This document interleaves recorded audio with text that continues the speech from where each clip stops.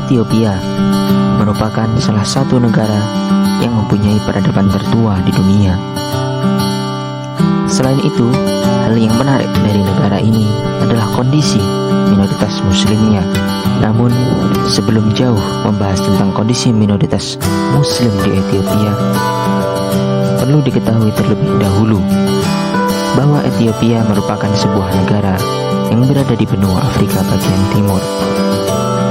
Luas negara ini kurang lebih mencapai 1.127.127 km persegi, yang dimana di sebelah utara berbatasan langsung dengan negara Eritrea, di sebelah timur dengan negara Djibouti dan Somalia, di wilayah selatan dengan Kenya, sedangkan di sebelah barat Ethiopia berbatasan dengan Sudan dan Sudan Selatan. Maka, jika dilihat dari wilayah geografisnya tersebut, negara Ethiopia merupakan salah satu dari beberapa negara yang tidak memiliki garis pantai, dan seluruh wilayahnya dikelilingi oleh negara lain. Pada masa sekarang ini, berdasarkan survei penduduk di tahun 2018, jumlah penduduk di negara Ethiopia berkisar mencapai 109 juta lebih jiwa, yang menjadikan negara ini adalah negara dengan penduduk terbesar di Afrika.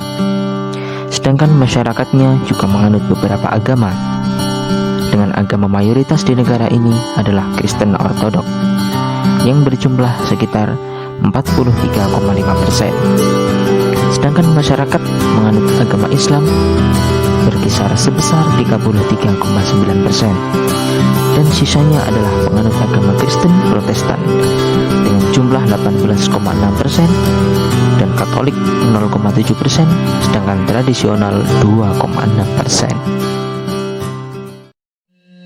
Sejarah awal mula masuknya Islam di Ethiopia juga dapat dikatakan sebuah peristiwa yang menarik, karena negara ini telah mengenal Islam sejak awal mula datangnya Islam itu sendiri.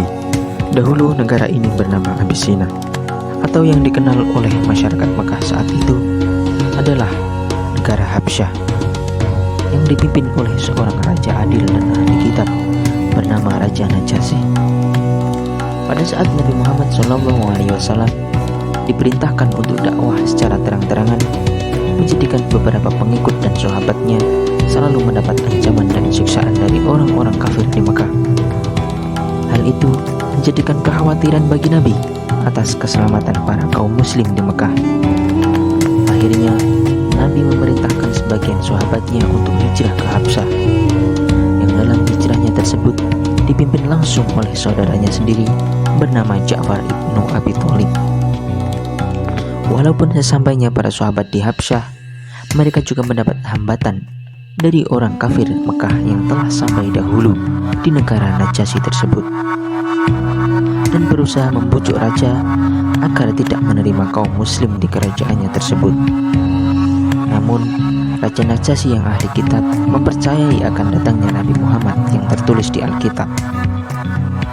Hal tersebut menjadikan raja menerima baik para sahabat yang hijrah dan memberikan mereka tempat tinggal yang nyaman. Dan bahkan ada yang mengatakan Raja Habsyah tersebut akhirnya memeluk agama Islam. Sejak saat itulah Islam mulai berkembang di negara Ethiopia tersebut. Dan pada abad ke-16, Islam mengalami kebangkitan besar yang disatukan di negara Ethiopia oleh seorang pemimpin bernama Imam Ahmad Ibnu Ibrahim Al-Ghazi dari Turki Utsmani, dan agama Kristen saat itu dihapuskan di negara Ethiopia. Awal mula munculnya konflik keagamaan antara Islam dan Kristen di Ethiopia dimulai saat Islam mengalami kebangkitan di bawah kepemimpinan Turki Utsmani. Islam saat itu meluas ke wilayah Eritrea dan menjadi satu kawasan dengan Ethiopia yang saat itu masuk daerah kekuasaan Turki Utsmani. Namun tidak lama setelah itu datang para bangsa Portugis yang ingin menginvasi daerah Ethiopia. Hal tersebut dapat digagalkan oleh Turki Utsmani, dan demi kestabilan masyarakatnya yang menganut agama berbeda, maka Turki Utsmani membagi dua wilayah untuk Muslim dipusatkan di Harar dan Kristen di utara. Setelah Portugis gagal menginvasi Ethiopia, bukan berarti masyarakatnya hidup aman dan nyaman. Karena pada abad ke-19 datang lagi bangsa barat, yaitu Italia. Para kolonial Italia tersebut masuk ke Ethiopia dan mempraktekkan sebuah politik dengan politik adu domba, yang saat itu membantu dan mendorong negara Kristen Ethiopia untuk melakukan ekspansionis dengan menggunakan harta rampasan mereka. Saat itu mereka disuruh menyerang negara-negara Muslim dengan semangat menggunakan seruan kembali perang salib. Muslim di Eritrea dapat dikalahkan dan orang-orang Muslim dibunuh secara kejam di Wolo. Selain itu, koloni Italia semakin memperluas wilayah Kristen sampai ke daerah Asab, Musawa, dan Amhara, dan diperparah lagi dengan penaklukan ibu kota Muslim di Harar. Akhirnya, Islam di kawasan tersebut dihapuskan dan masjid ibu kota Muslim di Harar diganti menjadi sebuah gereja. Sedangkan masyarakat Muslimnya disuruh untuk masuk Kristen, dan bagi mereka yang tidak mau masuk Kristen maka diperbudak. Sejak saat itulah masyarakat Muslim di Ethiopia mulai sedikit demi sedikit menjadi minoritas. Dan sejak saat itu masyarakat Muslim di Ethiopia mengalami diskriminasi dan ketidakadilan dari penguasanya.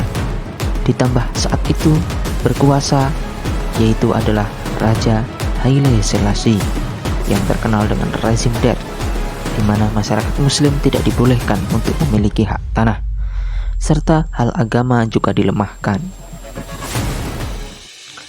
Masyarakat minoritas Muslim Ethiopia di permulaan masa modern dapat dikatakan salah satu masyarakat yang terdiskriminasi. Baik diskriminasi dari agama Kristen yang sebagai mayoritas di negara ini dan dari pemerintahan itu sendiri. Beberapa konflik yang terjadi dan berkepanjangan di negara ini adalah dilarangnya pembangunan masjid di wilayah Aksum oleh Kristen Ortodok. Peristiwa ini sudah terjadi sejak tahun 1990-an dan sampai sekarang. Pelarangan ini dikarenakan bahwa kota tersebut merupakan kota suci bagi Kristen Ortodok. Selain itu, konflik terbaru dan paling mengerikan di negara ini terjadi pada tahun 2022, di mana minoritas Muslim mendapat serangan dari ekstremis Kristen di Gondar wilayah Amhara, yang dimana serangan itu dilontarkan pada acara prosesi pemakaman seorang ulama yang paling berpengaruh di kalangan Muslim Ethiopia. Dari kejadian tersebut dilaporkan bahwa 30 Muslim terbunuh, ratusan luka-luka, dan harta benda orang-orang Muslim dibakar. Hal tersebut mendapat kecaman keras dari PBB dan Amerika.